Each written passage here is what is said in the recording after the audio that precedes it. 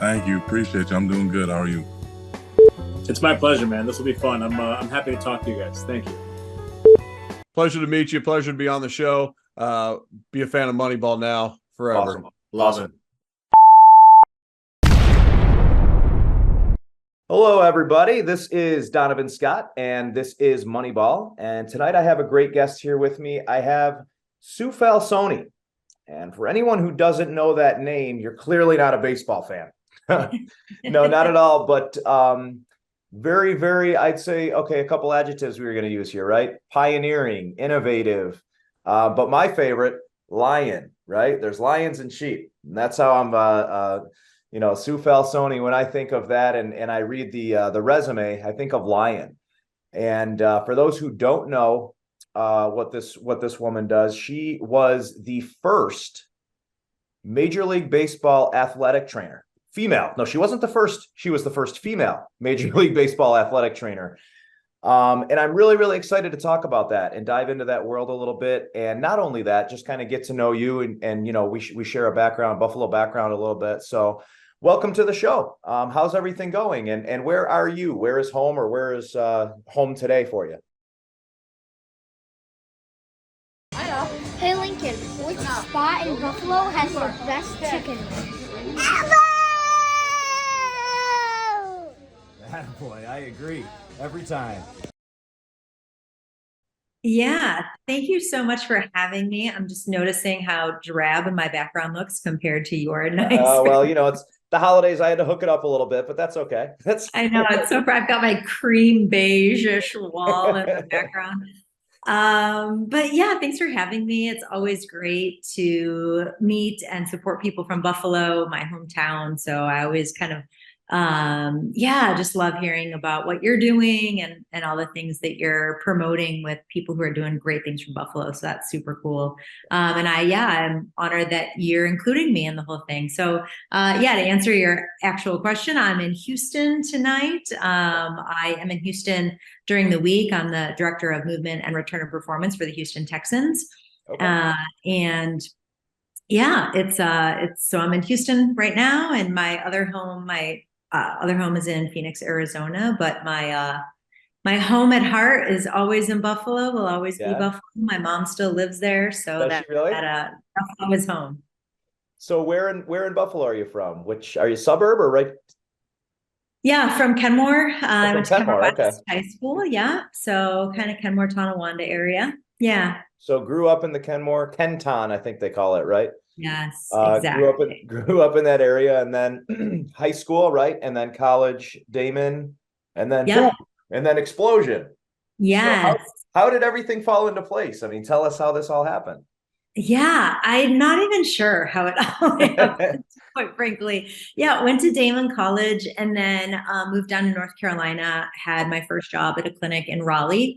And I was a physical therapist and heard about a double major sports medicine program that they had at UNC. And so they had one position available for this UNC graduate program. And somehow I got it and was able to double major in a Master of Science in Human Movement and Sports Medicine. So did my graduate work at UNC Chapel Hill, and then broke up with my boyfriend. My life was over, picked up and moved to Arizona on a total whim. I had a cousin out there, but hadn't really spent time in Arizona or Phoenix. And met a man named Mark Verstegen there. And he had just opened a facility called Athletes Performance. It's now known as Exos. Okay. And so he had just sort of opened the facility, was looking for a physical therapist. So I was his 7th employee. Exos is a company of thousands now. So so we trained professional athletes. Was it big back then? I mean, was it always that way, or did this company develop as well? It grew, obviously over time. I moved out there in 2001. And like I said, we were a company of 7. And so it was 7. Okay. No, I'm sorry. I didn't hear 7 people. Okay. Yeah. 7 people. 7. Yeah. Yeah. But now, 20 plus years later, they're, thousands of people all over the world. And so, it just kind of hit, and it was great. I spent 13 years of my life there. and working with professional athletes from, all different leagues in the off seasons as they were training and doing therapy. And then during that time, the opportunity came up to work with the LA Dodgers through Athletes Performance. And so, for lack of a better way to put it, that kind of became my account. And so I, worked with the LA Dodgers through Athletes Performance until it sort of eventually took into something of its own. And I became their head athletic trainer, which happened to be the first female to ever hold the position of a head athletic trainer. Yeah. So it's so cool. I think you might have an Allen and Ginter card. Did you know that? A what? Allen and Ginter, it's a baseball card company, and they have these very like abstract. They'll have like, you open a pack of the baseball cards and they have like a snow owl along with like the hot dog eating champion, and they have all these. And I think, if I'm not mistaken, you have a card in that series somewhere. I'm not positive. I would love to see that. I've never seen that. And when you see these cards, you'll see, and it's all like, it's all really cool, different, pioneering people and stuff like that. And now they have. What's up, Moneyball family? I'm here to tell you about Smash Burgers from Buffalo Bros Burgers. Going to be opening a storefront in the village of Hamburg. And in the meantime, you can find them on the website wherever they're going to be in town. You're going to want to turn up and show out because they have some delicious burgers. Smash Burger is a couple of burgers smashed on a bun with some cheese dripping down. You hungry yet? Check out the Smash Burger from Buffalo Bros Burgers, man. It's good stuff.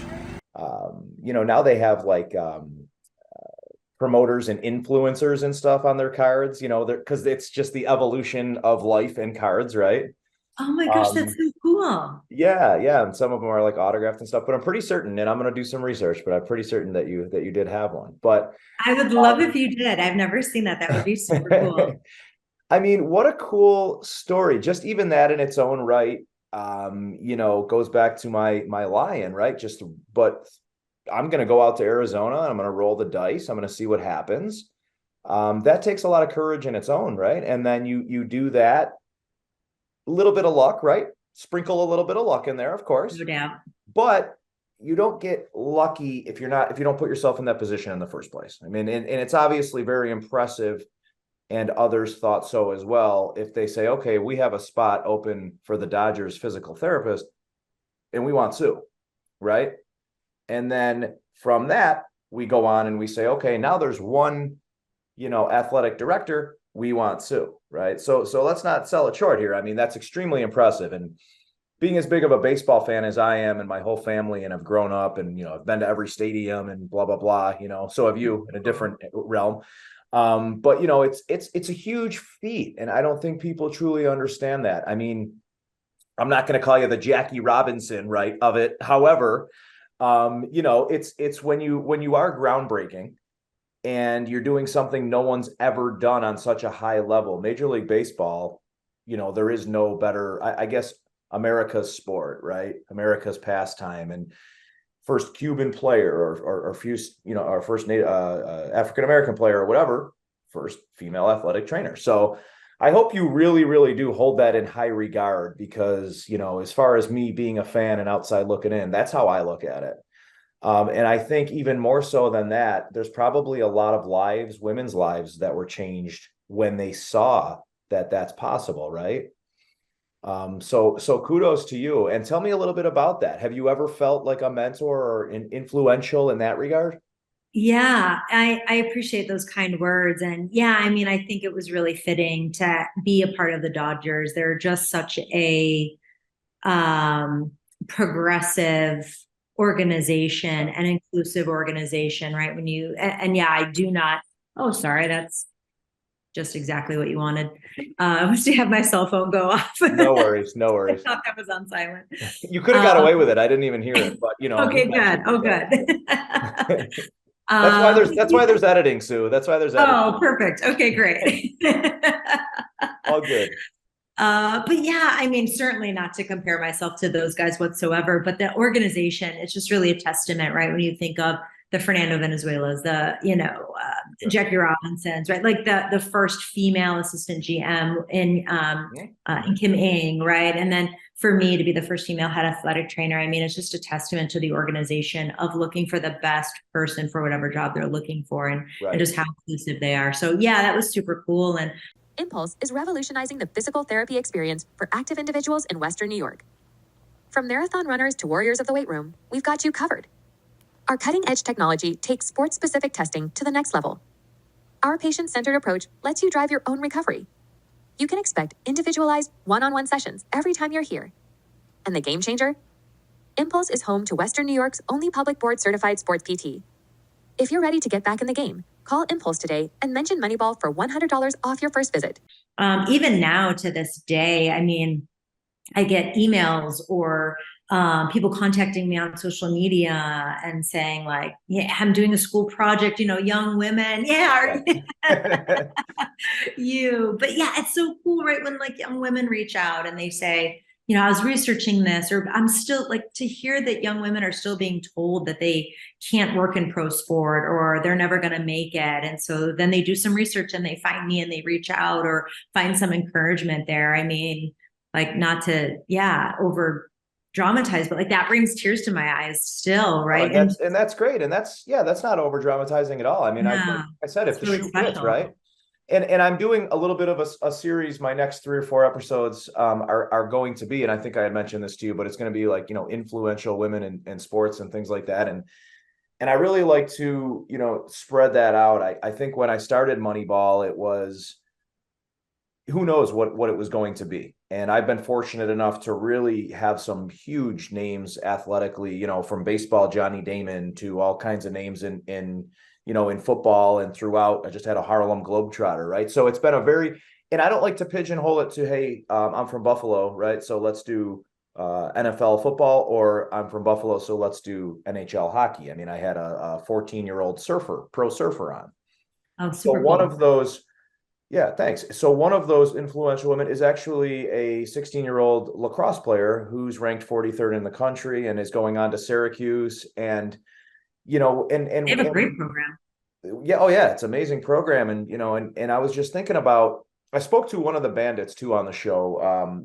Ian was a couple of weeks ago, and we were kind of talking about, first of all, I think lacrosse players don't have a fair shake at all with period. But then we went into women's lacrosse, and I was like, almost dumbfounded with the lack of organized women's lacrosse, right? Or the lack of organized women's hockey. I know we had the Buffalo Buttes and there was a league. WNBA, was pretty groundbreaking as far as women's sports go. But I still don't think there's enough emphasis on it. And maybe I'm just a big fan of women, right? I mean, that's what it sounds like coming down to here. It sounds that way, no doubt.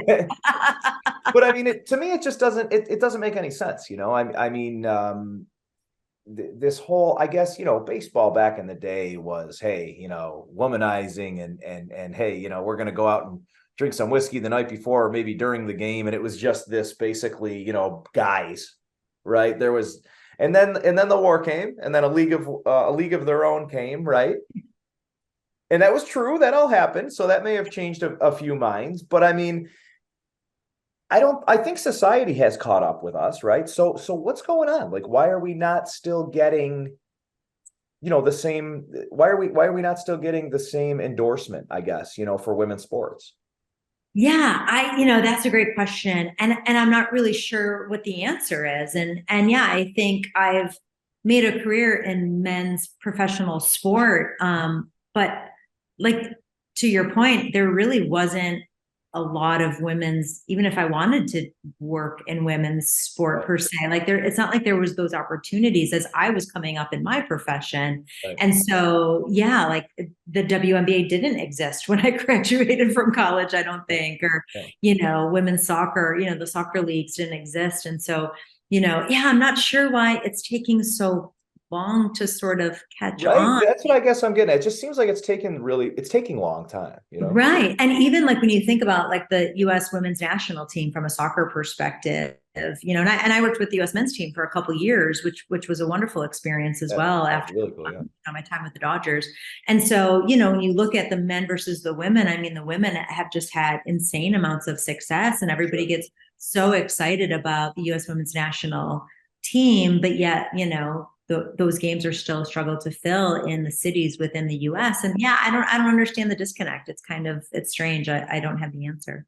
It is strange. And, I hope little things, right? Little shows that lead to be big shows and then bigger shows and things like that, maybe just bring some awareness to it. And while I don't in any means think you and I having this conversation is going to change the world, I think it takes someone to start somewhere, right? So, but I've always encouraged it. I love, watching women's sports. And again, my wife will kill me. Maybe it's just that I like women, right? But I mean, we'll go and we went to the U.S. Open, for example, and women's tennis is amazing. It's so competitive, and you can watch Rafael Nadal on one court, and I found myself watching two, barely ranked or ranked in the hundreds women on a far court because it was a better match. Nadal's beating somebody 6-1, 6-0, and these two, women are battling it out. So I won't drag it or beat it on too much, but I hope definitely some things can change there. So, for sure. So as far as the physical therapist part of it, you're still practicing, right? And that's still kind of your thing?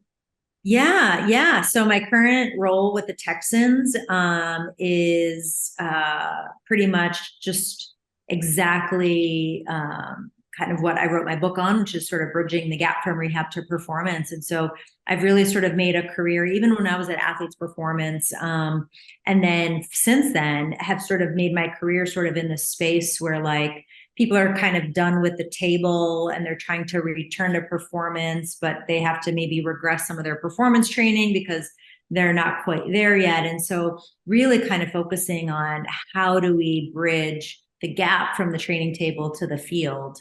Wow, I love that. Yeah. And so, in my pursuit of my education I started off as a physical therapist, but then realized that there was so much more to the puzzle. And so that's when I got my strength and conditioning certification and began my road down strength and conditioning. And then, I got my athletic training certificate because I wanted to learn more about emergency medicine and, internal medicine management of an athlete and really be able to be that person who can evaluate an injury that occurs on the field and then do every part of that process until they return to the field. And even though there's parts of that process that I am personally better at than others, I've been passionate about making sure that I have a unified team of different professionals where, we can all collaborate in an athlete-centered, integrative way to return that athlete to their sport. And so that's really where, I've sort of blurred the lines from physical therapy into athletic training and strength and conditioning. And I love that.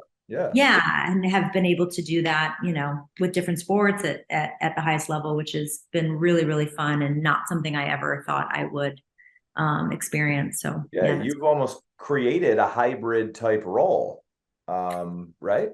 Yeah. I mean, that's how I would define that, right? I mean, physical therapy is physical therapy, but then there's this hybrid role of what you just said, which, pigeonhole, physical therapy, it pigeonholes you, right? Like that's what this woman does, or that's what this man does, but having the other roles. And that leads me to kind of my next question, which is really cool. And I'll be totally honest. I didn't know right now that you were with the Texans. Again, this is a raw, authentic show. And I didn't know that. I definitely knew you wrote the book. I started with the book. I didn't finish the book. That's okay. But guess what? 3 little boys at home, 10 and under. I'm lucky I get 30 minutes, 45 minutes here. So no doubt. I'm impressed you're even be able to begin it. Oh my gosh, with travel sports too, and hockey, baseball, and he's Academy Sports. He just made that team. He's really stoked about it. And it's actually funny because that leads me into the next segue. It's 10U, it's an 11U team. He's 10. Just made it. He's really stoked. And the first practice was Sunday. Our first practice. We've had some conflicts. So it was 12-2 of batting, warming up, hitting some balls, things like that. And then they said, okay, from 2 to 3, we're going to do weight training, like weight conditioning. Now, these are 10-year-olds, right? So I was like, I don't know about that. And it's not like, they're up squatting, and going crazy, but even to introduce it. And I would love your opinion on that. As far as younger kids, I don't care if it's man, woman, or alien, do you think that is smart to introduce at a young age? Do you think there's a certain time, let the body develop? I mean, I would definitely trust your opinion here. You know what I mean? With Yeah. Yeah. I mean, I definitely have opinions and thoughts. I mean, just to preface, I've made my career working with 18 to 35-year-old men. Right.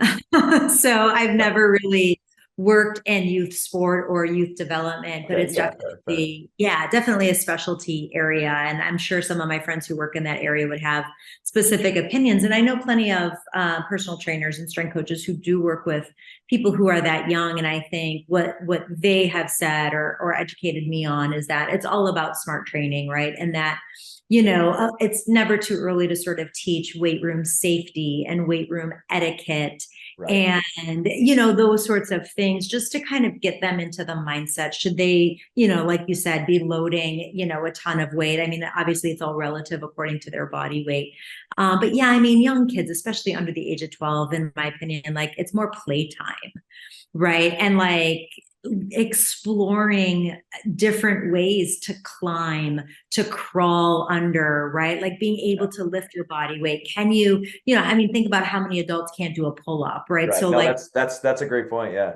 Yeah, right. Like making sure that the kids are able to, not do a pull-up per se, but can they pull themselves up onto a rock or jump down from things and be able to roll and learn how to fall and sort of all of those things. And so, if we're calling that strength training and training as a whole, like then, yeah, I think I'm all for it. I think if you have a bunch of 10-year-olds under a bar being yelled at to squat more weight, like maybe that's probably not. I'm absolutely with you, and these guys are doing it the right way, and I just kind of wanted a quick opinion on what you thought of that. Because if I heard from you, like, no, absolutely not, don't do it, it might change the way I think, so, but I know even, with pro athletes now, and this has kind of been an evolution. Tom Brady made this a really big thing, but not so much the weights anymore, right? It's not hand in hand with how much you can lift, how much you bench, bro. That's not so much a thing anymore. And it's more the bands and, core exercises and the ball. And this from the physical therapy. And me personally, I number one like that training better. All right. I go to F45. So I don't, you're familiar with that. So I enjoy that. And it's for me, again, time, right? 45 minutes, but and you're not just doing that old school mentality of weight training. Do you think the bands and some of those techniques have lowered injury risks and have been a good thing for overall sports?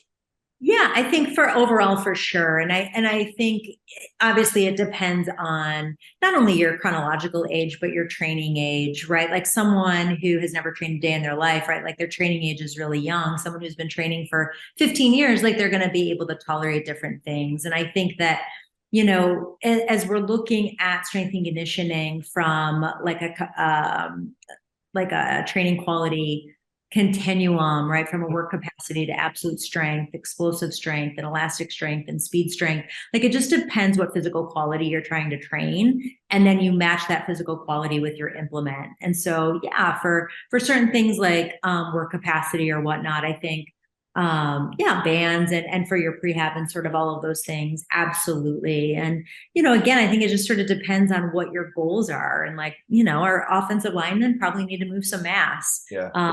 Our safeties, maybe not as much mass, right? Like they're more about speed strength. And so those two people train really differently. And so, I just think it's like, what are your goals and what physical qualities do you need to express your goals? And then you can pick your training style kind of from there. That's a great answer. And I appreciate it. My kids always watch the show. Sometimes they're involved with the show and that's great, that they have involvement with it and they're always stoked to see who the guests are and things like that. And, and I always say, try to learn something from each one, right? Don't just watch it and say, oh, who's this? Try to learn something from each one. So give me a little insight here, even going back to the baseball, right? First of all, I'm a little mad at the Dodgers. They stole Freddie Freeman from me. I'm a massive Atlanta Braves fan. The whole family is. I'm a little upset with the Dodgers, but understand. Right. A lot of people were upset by that. and I love the guy. He's such an amazing human being too. So, but how injuries can impact someone's mental, right? I just want to touch on that real quick. And people think like, okay, somebody gets hurt. Who is it? Tank Dell, right? Just with the Texans. He just broke his leg. I'll just use that as an example. You fracture the leg, you're obviously out for the season. Now it could be a pulled groin or something. And how much mental, like these guys spend their whole lives preparing. That's all they do. Every day they have someone telling them what to eat and what to put in their body and what, what the next move is at the gym, and people like you helping them as far as getting better if they do tweak something, whatever the situation is. That mental, right? You've seen it your whole life, your whole career. Are these a different breed of humans? Are these just people who are so over the top champions like that they just refuse? It's very rare that you just say, you know what, I've been hurt a couple too many times, I'm done, right? What type of caliber athlete, and I guess, is there any feedback you can give on that, just with how much you've seen with these guys? Yeah, the mental health aspect of injury and the psychological impact of injury has always been there. I think that conversation is way more normalized in 2023 than it was in 2013, which is great, right? And I think we've, Simone Biles, everybody sort of walked that struggle, or feels like we walked that struggle with her a little bit, even though we didn't. That was very much her own struggle. But she was. But it was publicized, and and she was kind enough to share that with everybody, and I think really normalized that conversation. And so it really is a much easier conversation to have now than say 10 or 15 years ago, where guys didn't want to talk about those things. Didn't mean they weren't psychologically impacted by their injury, but now it's a very easy conversation, which I often ask clients that I work with, right? Like, hi, how does this feel? How does this feel? Okay. Sure. Yeah. How's your head feel? And they're like, not so good. And so it's just an opening to a conversation. And so many teams now have, back in the day when I was with the Dodgers, we had a sports psychologist, but we didn't have a clinical psychologist, but now teams oftentimes will not only have a sports psychologist from a performance anxiety perspective or a performance perspective, but also a clinical psychologist to deal with some of these things from an injury perspective. That's from what I love. Yeah. Yeah. And so it's just such a more normalized conversation. That doesn't mean it's any easier necessarily to have or easier for people to deal with. But I think in this day and age, people are more inclined to not only ask for help, but to accept help if offered. And that is really, really cool, because you're right. I mean, the mental and psychological impact of injury. I mean, I just think about myself, right? I'm getting older. I feel like I'm just chasing around pain. One day my knee hurts, one day my hip hurts, one day my back hurts, and I just think of like, it's frustrating. It's frustrating as I'm getting older that my body isn't necessarily able to do the things my brain wants it to do. And so now imagine if your livelihood is attached to that. Yep. You care for your family is attached to that, right? How people are like, oh, they make bazillions of dollars. Well, not everybody makes bazillions of dollars. Exactly. And that's it. Thank you so much for saying that. You know what I mean? Like not everybody is the star quarterback or the star running back. And that's such a huge point. There's the lineman, there's the backup safety, the third string tight end. And that's what they do for a living, right? And that's such a great point. Yeah. And in football, their contracts aren't guaranteed. So if they get injured, that doesn't mean they necessarily get paid, right? Like in baseball, okay, they've got some guaranteed contracts there, right. which gives them some financial security. That doesn't do anything from a psychological impact, per se. But, people are like, oh gosh, well, if I get injured, I'm going to lose my job. If I lose my job, how am I going to care for my family, right? It's no different than somebody working, anywhere else. And if they get injured and they can't provide for their family, that's really scary. And so I think people forget that, professional athletes are human too, and have those same talks with themselves and wonder how it's going to impact their life. I mean, I can't imagine, right? If I had some type of an injury that would prevent me from being a physical therapist, athletic trainer, strength coach, and I had to pick a new career, that would be devastating for me. It's what you know. It's what all I've known. You've perfected your craft, and you've gotten to this level with your craft. And I get it. It's like, hey, what would I do? a good friend of mine, he's actually my first guest on Moneyball, familiar with Marlon Kerner. He was Buffalo Bills safety, went to Ohio State. And after he had retired, it was due to injury. And hey, Marlon, I'm going to spill your dirty laundry here, buddy. But, he went through a really, really tough time. And, he shared that. He was very open with it. So much so that he kind of dedicated now his life and what he wants to do after football to taking care of those people, because, you've heard about the financial stuff that goes on, obviously, with mismanagement of money with these young kids and things like that. Well, the step further, is the physical aspect of it, right? And just saying, okay, well, now what do I do? The only thing I've ever done is played football or baseball or hockey or basketball. Now, what do I do, right? And you go down that spiral and not thinking you're good at anything else. And you go from, hey, can I have your autograph, to just a guy working at the mall. So great point again. And that's, the clinical psychological aspect of it, which is so cool that they're going into that and doing the right things for the athletes. Yeah, for sure. And yeah, you're right. It's like, I mean, my job, yes, is not who I am. It's what I do, but it's a massive part of who I am. I mean, I am a lot of things, but I do have an identity in my career because I put so much time into it, right? And so same thing for the athletes. Like there's just so much kind of wrapped up, and when that ends, you sort of have to figure out, okay, well, who am I? And that's really difficult, right? And I've gone through that as I've changed different jobs and, in pro sport, right? It's really hard to not be, Sue Falsone, head athletic trainer of the LA Dodgers, right? Like all of a sudden you're just Sue Falsone, and vice. I'd say you landed on your feet pretty well.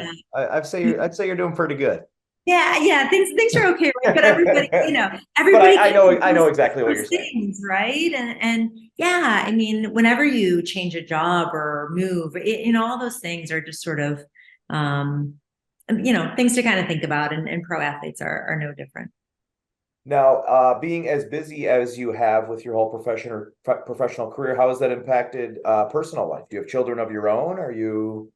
No. Yeah, I don't. I always like to say that, like right now I have 70 children. And I used to say that with baseball. People are like, you have kids? I'm like, yep, I have 25 boys. But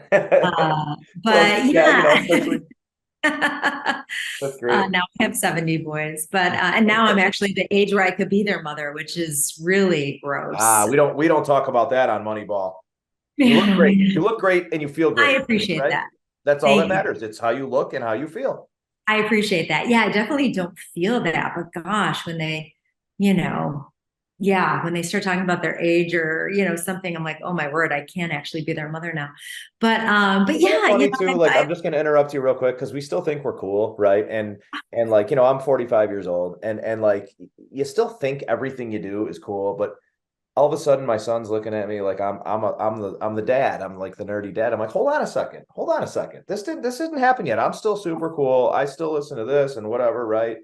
And I never thought I'd become that, and it's happening. I'm watching the metamorphosis, and I don't like it at all. It's not good. I know. No, I don't like it. Good. It is. I do, because in my brain, I think like, oh, I'm still super cool, and it's so cool.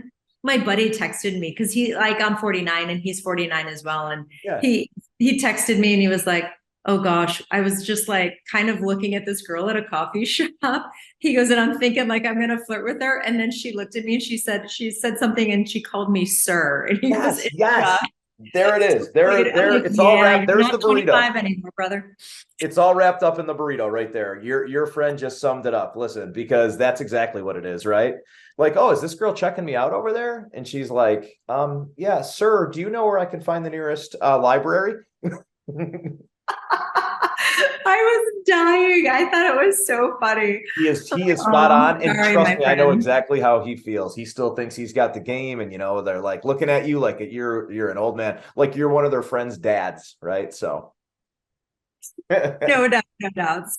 So so I'm right there too. And I mean, we've all made choices, and it's really easy to, to say, oh, I've been too busy working. Like we all make choices, right? And different things have come and gone, and I've made priorities for everything else that I, in my life, and the personal side just kind of never fell in place, but the professional side did. So no kids. I have a little wiener dog named Richard. And he Richard, lives I like it. Yeah. Wiener dog, Richard, right? Okay, Not I many see where we're people going. put that together, Yeah, actually. well, not Surprised. everybody's got this up here. I tell you, so. Yeah, that's right. How often do you get back to Buffalo? Do you ever get back? Is there any reason to come back? Well, you said your mom's here. Yeah, my mom's So still will you there. be back My here, husband. for example, for like holidays? Will you come back? I will. I'll get home Cool. for the holidays. I have kind of an interesting position that allows me to leave a little bit with the Texans, even though I'm full time. But yeah, it's been harder since I've been working in the NFL the last couple of years. I haven't quite been able to get home. So mom will come out to Phoenix in the off season and spend a little time, which is great. And, try to see my family before training camp gets going. But obviously during the season, it's a little tough. So, but prior to this job, a couple of years ago, I got home. I try to get home every few months. And is she a typical stubborn Buffalonian who doesn't want to move out? Typical stubborn Italian. All of her friends still live in Buffalo. She's not moving. It's too hot. It's too hot in Phoenix, too humid in Houston, right? It's as if you spoke to her before we talked. No, because I can hear the sentiment echoing from, well, my mom actually did take the plunge and move to Florida, but most, I still know a ton of them that it's too hot here and it's dry heat and, they give the whole thing. And I just try to get her out to Phoenix in February to just, get her out of that snow, and she loves it when she comes out. But yeah, if she wants a traveling companion, I have no problem hopping on a plane with her. I can be like a service dog. That's perfect. That would be perfect. She can use a little bit of help navigating. I am a service dog.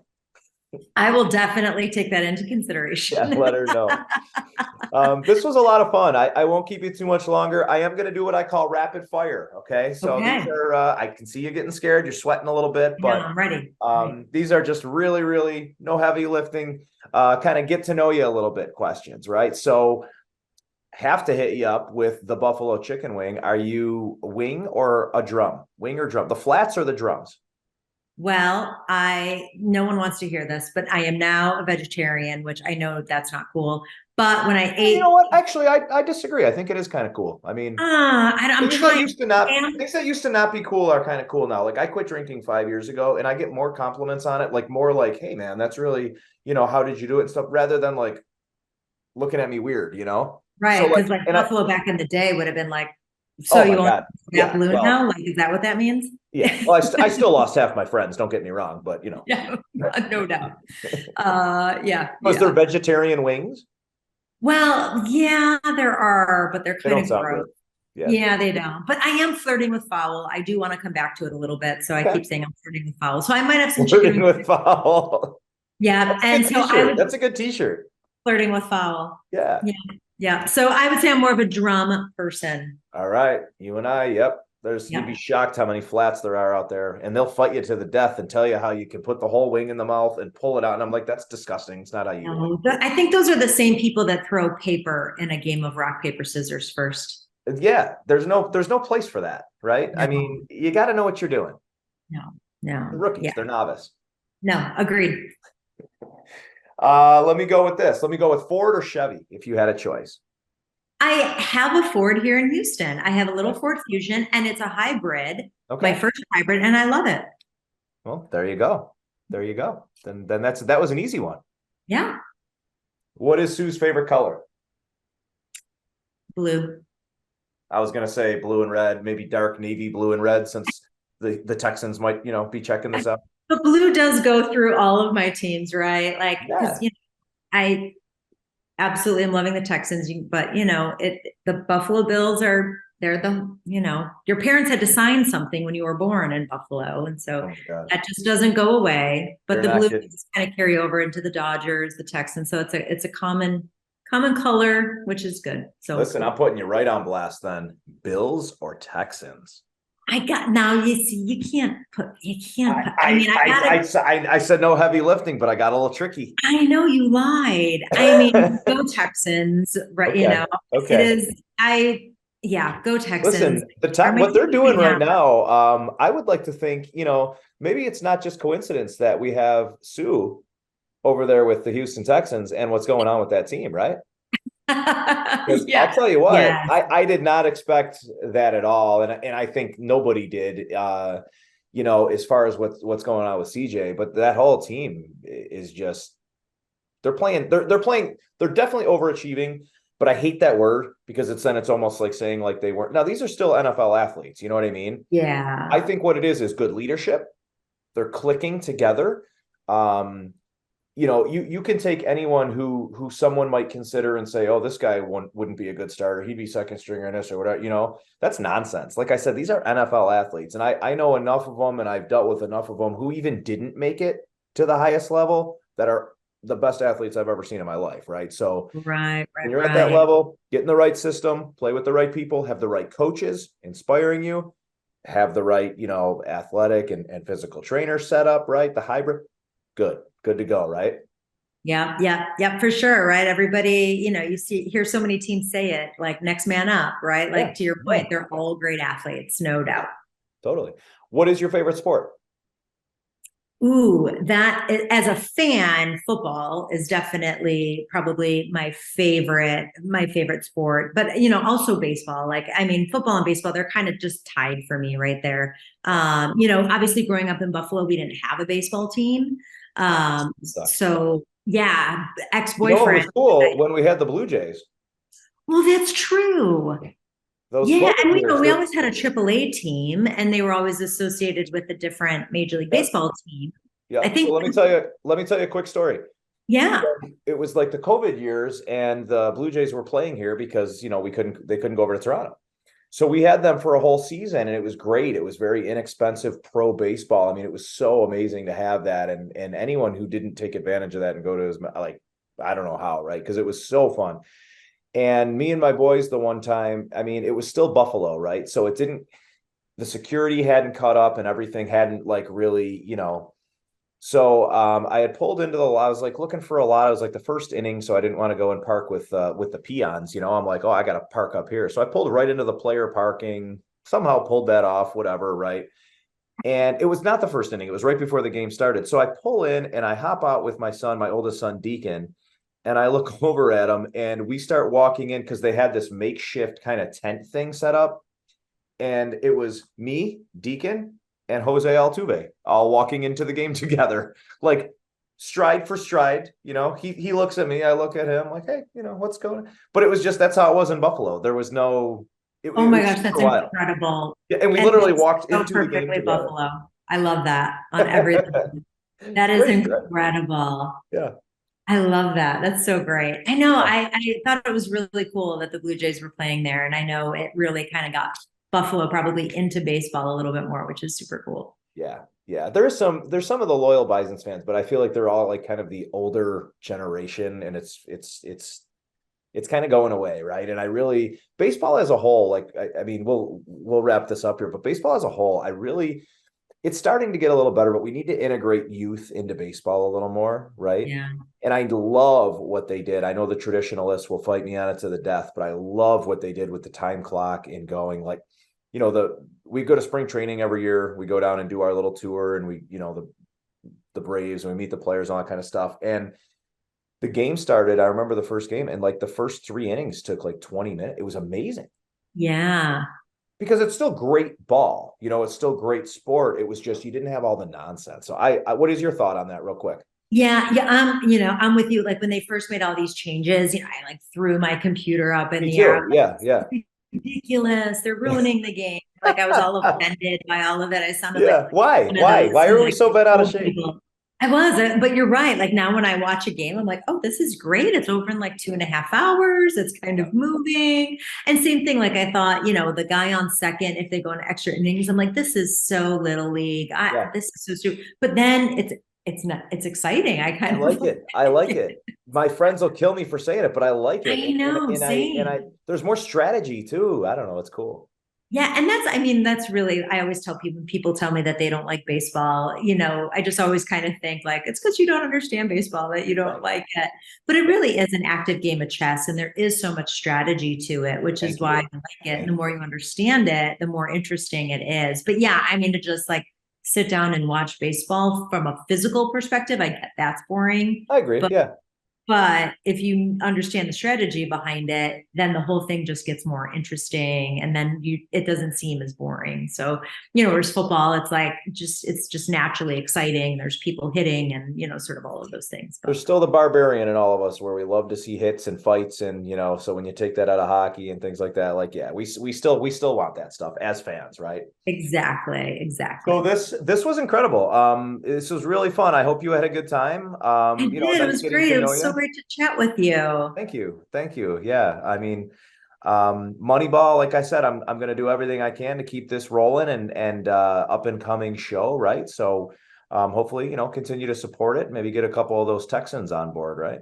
You got it. Yeah, that would be awesome. I love it. It's so great to see people in Buffalo doing great things, and thanks for thinking of me and following up. And yeah, now you understand why it was maybe a little hard to. Oh my gosh. Yeah, no, I do. And I truly appreciate it. Yeah. That was why. And then finally I'm like, okay, we got our shot here, and audio. So.